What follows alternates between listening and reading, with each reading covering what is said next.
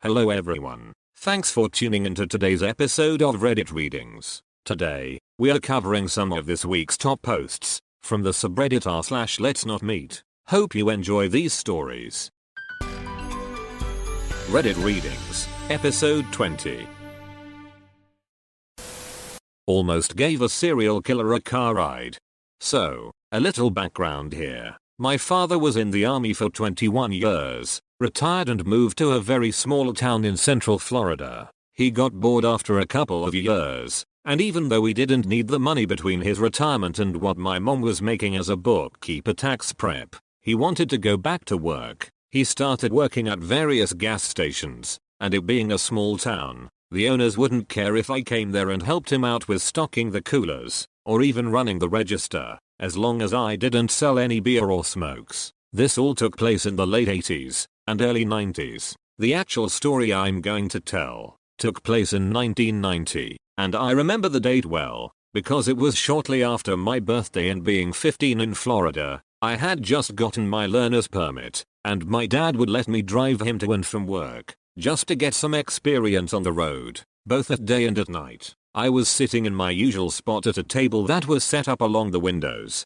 book in hand, feet propped up and a Mountain Dew on the table along with some snacks. I would generally spend most of the evening that way, reading books, getting up to run the register and stock the cooler at different times. I remember glancing up because something caught my attention that was unusual, and I realized that a lady was walking up our parking lot from the direction of the interstate. The gas station was right on I-75. This in itself was really strange, because where we were located, you didn't get many people walking, and definitely not walking from the direction of the interstate. I figured she had broken down somewhere, and was coming to use the phone to call for a tow truck or something. I was completely wrong. She came into the store, looked around for a few minutes, and I remember getting just a strange and creepy feeling about her. She walked up to the counter and started telling my dad a story about how she had gotten stranded and needed a ride up to the next big town up north from us. Ocala was the town. This is important. My dad lets her know that he's working, and there is no way that he can take her. She turns and looks at me, and while she is looking away from him, my dad catches my eye and subtly shakes his head no. I was confused for a second, but then she turns back to my dad and points at me, asking if I can take her. My dad responded back that I only had a learner's permit, and wouldn't be able to drive her anywhere and then drive back. Normally, I would have done it, even though it was illegal, because I'd done it a few times before already. I didn't argue with my dad, since this was completely out of character for him. He was normally chatty with the customers, but for whatever reason he was almost curt and dismissive of her. Turns out, he had a bad vibe about her from the minute he had seen her walking up the drive. Well, she cusses him for a minute, and he basically tells her to get out of the store. She slammed the door open. I thought the glass was going to break from how hard she had slammed it, and then she stalks out of the store and down the driveway. I keep an eye on her, and continue to watch as she makes her way back up to the interstate and then starts up the northbound on-ramp. Almost a year passes, and I'm in my bedroom, less than a week before my 16th birthday. I hear my dad yelling from the living room, "Son, get your ass in here and look at this." I quickly run to the living room and see my dad pointing at the TV, and look at the mugshot of the lady up on the screen, and immediately remember the lady who had been in the store. Turns out I almost gave a car ride to Aileen Wuornos, who was later convicted of being a serial murderer and then later put to death. Still have nightmares about what could have happened. James in the rain. I'm a 16-year-old teen at the time, bright-eyed and bushy-tailed and attending my first folk festival with a friend and her family. I'm a totally naive little white girl completely smitten with the whole hippie thing, thinking I'm so evolved and edgy like everyone else there. Cringe, dancing, music, attractive people and an unspoken assumed kindness, empathy and trust amongst total strangers. Very anti-establishment, anti-individualistic mind frame, but also anti-stranger danger because love is everywhere and everyone is connected and we are valued and safe and blah blah blah. You know, I was separated from my friend at the time and walking to the festival from the campground. A tall slim white man in a white robe approached me and started chatting me up. He was weird immediately, but it was a folk music festival. Weird is normal and normal is weird, and I'm an impressionable young girl desperately seeking approval. He told me I was beautiful, asked me where I was from, and I told him a small town an hour away, didn't say the name. He told me he was from the States and that his name was James in the rain, and handed me his card, in the event that I'd be interested in attending another festival that he puts on in his own community. I took the card and carried on. The festival ends, and 4 days after I've been at home, I'm at work slicing meat in a deli. James in the rain enters the store. He immediately noticed the wristband still on my wrist and says, "You're the girl from the festival." He continues to talk to me, doesn't buy anything, and even follows me up to the cash register and talk to me about random things while I'm trying to serve other customers. At this point I'm scared and creeped out and really just want him to leave. He wouldn't leave until I gave him a hug. I gave him a hug so he'd leave me alone. He left. Later I told my mom what had happened. She looked him up on Google, and turns out this guy is part of some commune called Rainbow People who recruit young women and brainwash them into leaving their families, force them to cut off all ties with their world and join their community in the mountains. Student-teacher experience.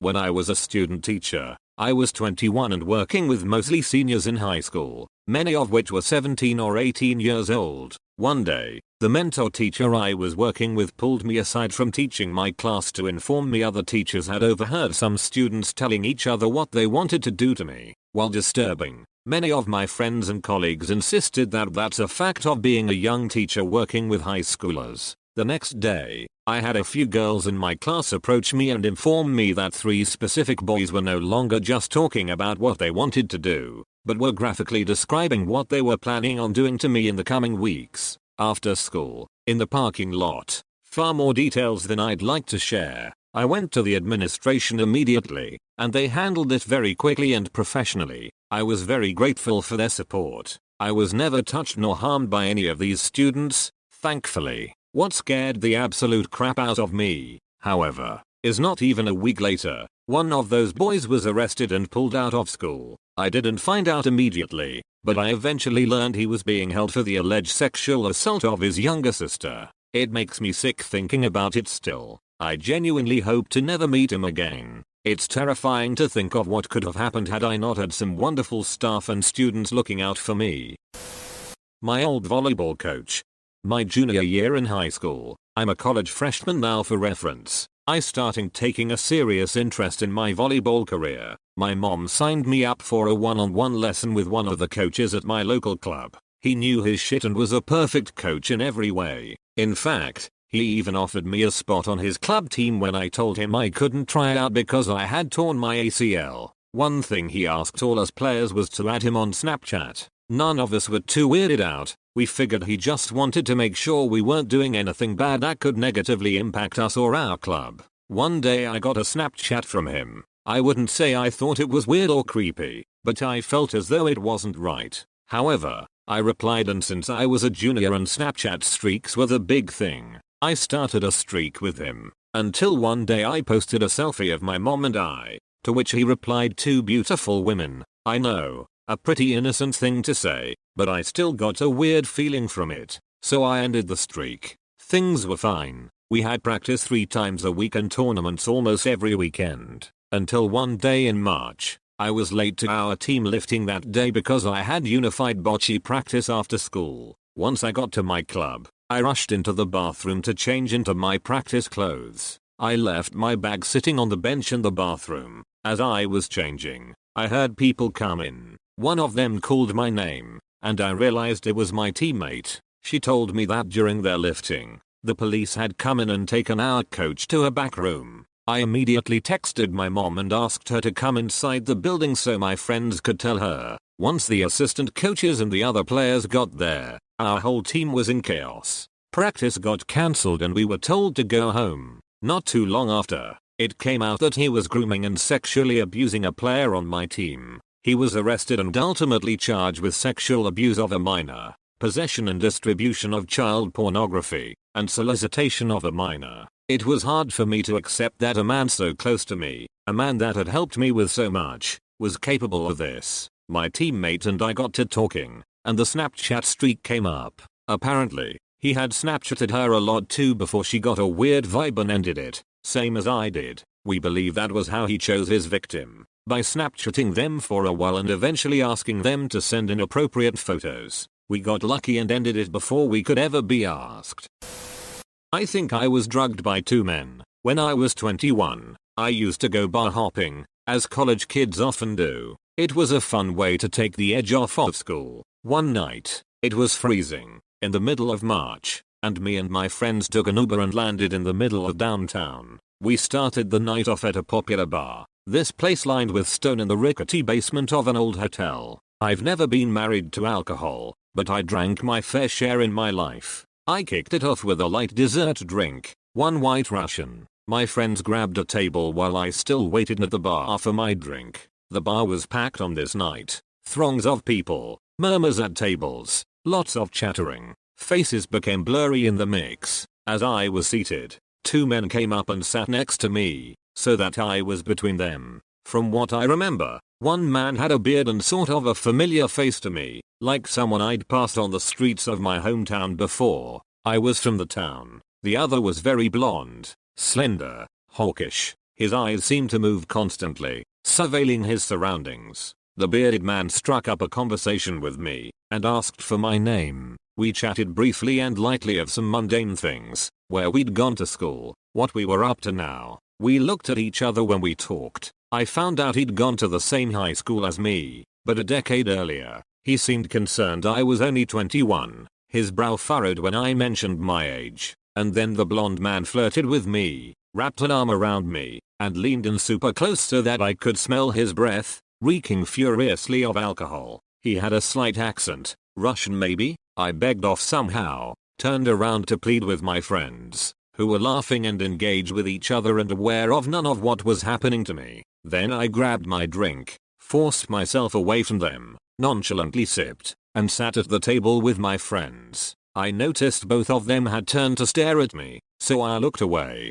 I didn't think that much of the man's aggressive flirting, or how I'd been nearly trapped between them. I reasoned that when you go out, you get flirted with. It goes with the territory. About 20 minutes later, we agreed to depart the bar. I scanned the crowd to see if the two men were there, as I was leaving, and I didn't see them. Exactly a half hour following my one drink, my vision began getting blurry as we turned a corner to go to the next bar. My ears felt hot and my eyes began tearing up. Then an immediate sickness hit, waves of nausea, lightheadedness. I ran into the bathroom of a dive bar and vomited profusely into a toilet there. I remember feeling anger, confusion, sadness, and then the night dips out for me. I know I wasn't unconscious, but there is a long gap in my memory. My friends apparently called it a night seeing how sick I was. They wrapped me in a coat, and we took an Uber back to their apartment. I slept there for about 14 hours, awakening late the next morning.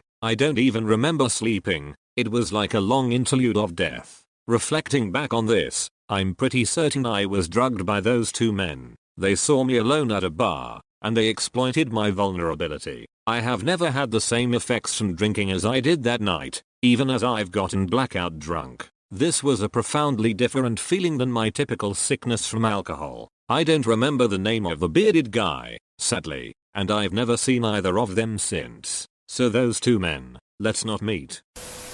Stopped to creep at the bus stop. This happened a couple of years ago when I was living abroad. I had just got off the night shift and was waiting at the bus stop at around 6 AM. It was just starting to get bright out and the area I worked in was the party city in this country, so it was pretty crowded with people just finishing their nights out. I noticed a girl who was pretty drunk sitting at the door of the shop beside the bus stop. Some guy was with her and had his arm around her shoulders, but I could tell something wasn't right. But to anyone passing by and not paying attention, they easily passed as a couple. I tried to act casual and sat beside them and pretended to be looking at my phone while trying to assess the situation. He nodded up to me and tightened his grip on her and started to whisper in her ear. The girl looked really uncomfortable, but she was also too drunk to actually move away or say anything. She was heavily slurring her words. This went on for a couple more minutes. He was whispering in her ear and constantly surveying the area, smiling to himself that nobody seemed to have noticed.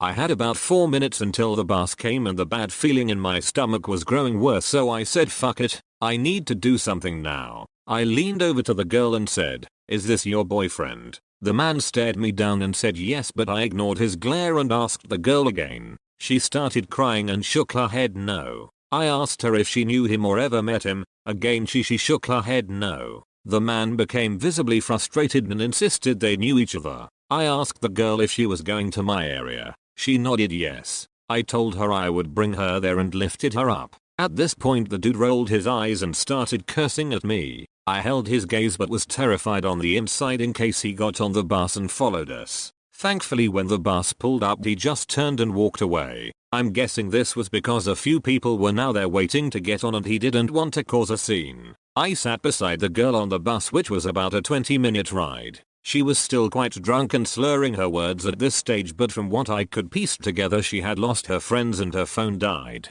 And this man started talking to her when she left the club to find them. That he kept insisting on bringing her to his house. When we got to our stop I walked her home and made sure she got an okay. She asked me to take her number so she could talk to me when she was sober. We chatted a few times since that, but she said she was extremely thankful I had noticed something was up. When she left the club she was stumbling and this guy apparently came out of nowhere and started offering to help her, putting his arm around her so she could walk, etc. He was telling her things like he was going to take her back to his house and have fun with her. She said she was terrified but too drunk to get the words out to call for help. When I had sat beside them he was whispering in her ear to shut up and not say anything. It's also worth noting this guy was 100% sober and this wasn't just a drunk person trying to get an easy hookup. The place this happened in is a party city as I said, so unfortunately it's likely that this kind of thing happens all the time and a lot of guys could be getting away with this type of behavior. If you are ever in a situation like this and you feel like you can help someone in distress, please don't hesitate. If you don't feel comfortable approaching someone yourself, you could call the cops. If you are the victim in this situation, do your best to call out to passerbys for help. Always be aware of your surroundings and be safe. Make sure your friends and family know exactly where you are and who you're with. So creepy guy who tries to take advantage of drunk girls. Let's never meet again. My dad saved me. I was 13 years old at the time, now 22, and on vacation with my parents in Turkey. We were in an all-inclusive hotel and enjoying the holiday. The hotel was full of tourists from different countries. There was this one guy, around 20, who was staring at me for some time. I felt uncomfortable and asked him how he was doing. Wrong choice. The next few days everywhere where I was he also suddenly appeared. Not flirting, just lurking for hours and watching me. He had a really strange vibe around him and I felt I shouldn't be alone with him. Now, I was still young, so my parents didn't want to leave me alone in a foreign country, so he could not bother me. But one night there was entertainment in the hotel, which became boring to me after some time. I told my parents I wanted to go to my own hotel room and I would see them in the morning. I left and walked to the elevator. What I didn't know was that the guy who was watching me for days saw me leaving and he had followed me. When I saw him also coming in, I was in great fear. He looked at me silently with a sinister smile. This is it, I thought. Rape, assault, or maybe even worse. And just before the doors of the elevator were closing, someone stuck his boot between it in order to prevent the doors from closing. I am not kidding. All I could see was a boot. The doors opened and it was my dad. He saw that the creepy guy was leaving at the exact time I had left and didn't trust it. He looked the guy in the eye and said hello. My dad took me to my hotel room. To this day I am so glad for the rescue because I don't want to know what would have happened if he didn't. Nick. This is fairly long because it took place over about a year. I'm also a flowery writer. Unfortunately, please bear with me. I'm a nanny and had been with my current family for about 2 years when the oldest started preschool a couple of days a week. I drop him off around 9 and pick him up at 12:30, bringing his baby brother along. Now, this school was very hoity-toity and most of the families who sent their children were very wealthy. Everyone entering the building had to wear badges with our names printed out. Every entrance had a security guard and metal detector. They employed about 10 security guards around the building that patrolled the place from open till close. I became very familiar with several of them because I'd pass them at their posts on the way in and out. Most were cops making a few extra $100 on their days off. Well, during the fall of 2017, The older boy moved to a new class on the other side of the school. This entrance was never as populated, so it was just a couple of people going in and out of this door during the day. The security guard was from a private company. He was always extremely polite and friendly. One of the nicer security guards without a doubt. He was probably in his late 20s. I thought he looked like a young Santa Claus. Round, jolly face with a permanently red nose and cheeks framed by a thick brown beard. Thin framed glasses and curly brown hair that went to about his shoulders. I eventually learned that his name was Nick, which only solidified my comparison. Months passed and we'd see each other 2 or 3 days a week. The boys loved to wave to him and he'd always ask how our day was and we'd respond. In January 2018 I came down with the flu and missed about 2 weeks of work. When I returned I continued our regular schedule of school drop-offs and pickups. I was walking past Nick, waved and he stopped me and said he noticed I was gone for 2 weeks and he hoped I was feeling better. I smiled, thanked him and said it was the sickest I had been but I was glad to be back. I found it a bit odd that he noticed and that he knew I was sick. I assumed my employers had told him when they did drop-offs pickups while I was gone. I didn't think much of it and continued on, but when I went to leave he stopped me again and told me he didn't know that I wasn't the boy's mother. I laughed and basically said people confuse me for their mom because I'm with them all the time and we kind of look similar. He laughed too, and then said, I was wondering, I never saw you with a husband and you don't have a ring on your finger, so I thought you were just a single mom. I laughed nervously to this and didn't know what to say, so I said, nope, just the nanny. I wanted to kick myself once I got back into the car. I was caught off guard and I'm generally a bit awkward, so tend to not respond the best when put on the spot. I guess I didn't realize he paid that much attention to me. I was a bit uneasy but found it harmless. The next drop-off day I said hello and he responded by calling me by name, which he had never done before, and telling I looked nice, which he had definitely never done before, and I was very surprised. I started to think he may be interested in me since learning that I'm not actually a single mom.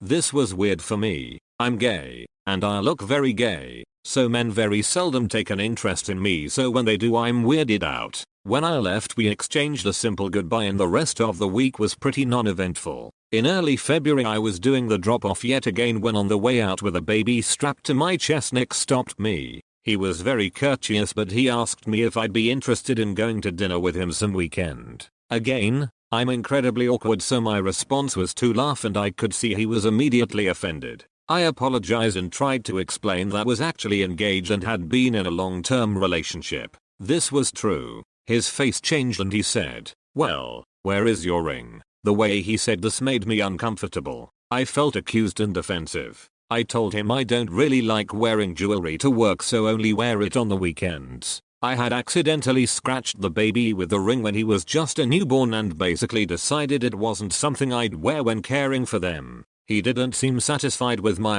answer but let me go and told me to have a good evening. When I came to pick the older boy up that afternoon, Nick seemed agitated. I said hello and no answer. Okay, I was upset but let it go. I didn't want to hurt this guy's feelings. But geez, could he not tell I was gay? The constant button-ups didn't clue him in? Did I need an undercut? It wasn't personal. Why was he so angry? When I left he again ignored me. I just kind of swallowed and thought, oh well, he'll get over it. I had put the baby in his seat in the back of my car and was bucking up the 3-year-old when a voice behind me boomed, you don't have to lie to me. I whipped around and Nick was about a foot away from me. I was grabbed between the car, the open door and his body. He no longer looked like this jolly, polite young man. He was big, probably about 6 feet 2 inches and easily 400 pounds. I was scared and I was angry. How dare he come up to me and scare me? How dare he corner me and intimidate me when he knows I'm doing my job? I hurried out of the doorway and shut the door and locked it with the keys in my hand. I stood inches away and tried to back up.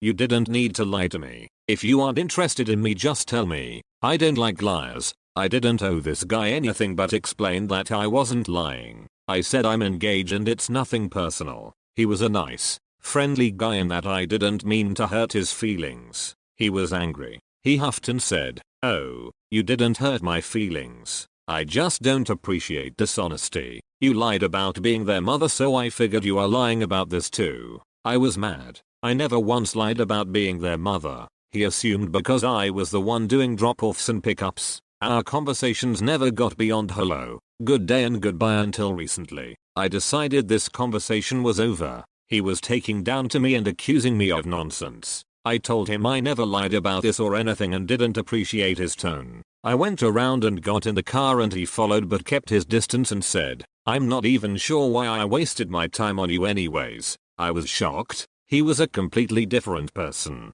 I avoid altercations at all costs, so for someone to speak to me like this was very upsetting. I ended up disclosing the situation to my employers, who got very upset. They did not like how he spoke to me and especially didn't like this was done around their children. They ended up contacting the school, which I was mortified about. I was terrified to see him again, knowing he'd know I had told. That never happened. He was fired and replaced with a retired cop who was incredibly unfriendly, and I was grateful. I felt bad. I thought my employers had overreacted, but they were prone to overreactions, and honestly I was selfishly happy I wouldn't have to see him again. I was worried about how awkward it may be. I let it go and weeks passed and school drop-offs were uneventful. However, in May of 2018 that changed. I live in an enclosed apartment complex in uptown Dallas. Our apartment neighbors a ton of bars, so we have some issues with break-ins and vandalism. We've always had police presence, but after an incident where some drunk guy broke into the office through a window, the office manager decided to hire security guards.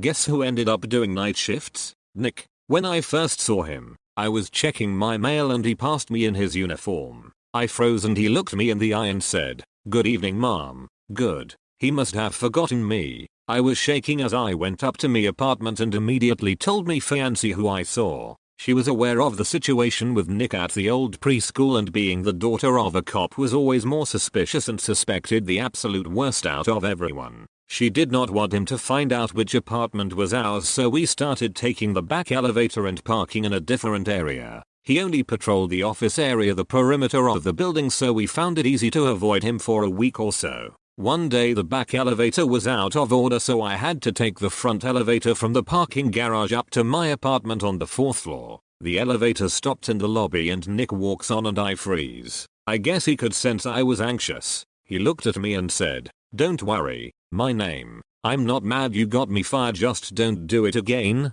I didn't even respond. I got off on the 4th floor and then thought, shit, now he knows which floor I live on. I immediately ran inside and told me fiancée, and she said we should contact the management. I convinced her this was a bad idea. It could make him angry and I doubt he'd be let go. He hasn't done anything. But did he follow me here? He knew me. How did he end up here? It seemed like too much of a coincidence. I will say we lived in panic. We kept our door bolted and installed a camera. I'm not sure how many of you are aware of the story of Jennifer Morey. She was a young lawyer living alone in an apartment similar to mine in Houston. She was stalked and attacked by her apartment security guard. He had access to her apartment. She survived but went through a horrible ordeal, and we were both terrified this could happen to us. Every noise terrified us. We'd get up to make sure the door was bolted several times before we could go to bed. That summer we were convinced he'd try to do something. Maybe just our overactive, worried minds? We ended up avoiding him for the most part. We saw him occasionally, but he didn't seem interested, and although we were always weary, we figured he got over it and let our guards down. And he never did bother me again. He never said much of anything to me when I did see him. I decided that maybe he was having a really hard time last fall and he was really a nice guy who maybe didn't have the best social skills. Fall 2018 rolls around and I'm busy with work and my fiancée is out of town often on business meetings. One weekend I'm home alone and it's 3:30 p.m. and I'm walking down to the office to get a package. There are about 3 squad cars and police all over the lobby and going up the stairs. I'm wondering what happened. But like I said, we live next to bars and we've had incidences with drunk assholes, so figure someone had an altercation or something got stolen. I try to eavesdrop but don't hear much. I go about my day and then receive an email from my apartment complex saying they have a community-wide meeting scheduled to discuss the incident and go over resident safety concerns. I'm wondering what the hell happened, so of course I go to the meeting and guess the fuck what? A young, single girl living in an apartment by herself showed up mid-afternoon to find Nick inside her apartment. She came in and her drawers were in disarray. He was hiding in her closet and came up with some excuse. The security guards do not have keys to any apartment and aren't supposed to be in the resident halls. Later we found out he has been stalking this girl and stole the keys from maintenance and made copies. This has been going on for at least a month if not longer. They found several of her belongings in his vehicle and he was obviously fired and charged. I didn't follow exactly what happened to him, but we assume he did some time. It was absolutely terrifying, and of course our apartment complex got the pantsuit out of them. I was glad his attention shifted, but wonder what could have happened to this girl. But this wasn't the last time I saw or heard of him. A few weeks ago, over a year since I last saw him, I went into this big fancy mall in my city and guess who was working security? Nick. My first thought was, you've got to be kidding me. My second thought was, how on earth does this guy keep getting security jobs? Who is dropping the ball here? I saw him and turned around and walked right out the door. Thankfully I'm moving out of state next month. So Nick, the creepy stalker security guard, let's not meet again. Thanks for listening to Reddit Readings episode 20, and if you enjoyed it, consider subscribing and leaving a rating.